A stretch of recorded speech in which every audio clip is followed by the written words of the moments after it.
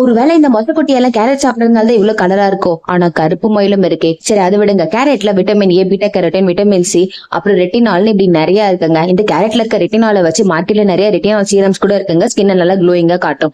இப்போ நம்ம இந்த கேரட்டை வச்சு வீட்டை எப்படி சூப்பரான மசாஜ் ஆயில் பண்றதாங்க பார்க்க போறோம். அதுக்கு ஃபர்ஸ்ட் ஒரு கண்ணாடி ஜார் எடுத்துக்கோங்க. அதுல 1/4 லிட்டர் தேங்காய் எண்ணெய் ஊத்திக்கோங்க.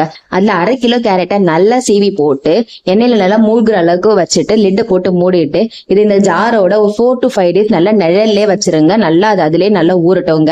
ஒரு 4 to 5 daysக்கு அப்புறமா அது ஊறினதுக்கு அப்புறம் பின்னி பனஞ்சு நல்லா ஊறினதுக்கு அப்புறமா இதை நல்லா வடிகட்டி ஒரு பாட்டில்ல ஊத்தி வச்சுட்டு இந்த மசாஜ் ஆயில நீங்க டெய்லி யூஸ் பண்ணிட்டு வந்தீங்கன்னு வச்சுக்கோங்க. உங்க ஃபேஸ் ரிங்கல்ஸ் இல்லாம இருக்கும். அப்புறம் உங்க ஃபேஸ் நல்லா ஹைட்ரேஷனா வச்சுக்கோம். ஸ்கின் டெக்ஸ்சரை சூப்பரா மெயின்டைன் பண்ணும். எலாஸ்டிசிட்டியை நல்லா இம்ப்ரூவ் பண்ணுங்க. அப்புறம் டார்க் ஸ்பாட்ஸ்ல இருந்து பாதுகாக்கும். ஸ்கின் நல்லா க்ளோயிங்கா ஹெல்த்தியரா சூப்பரா வச்சுக்கோங்க.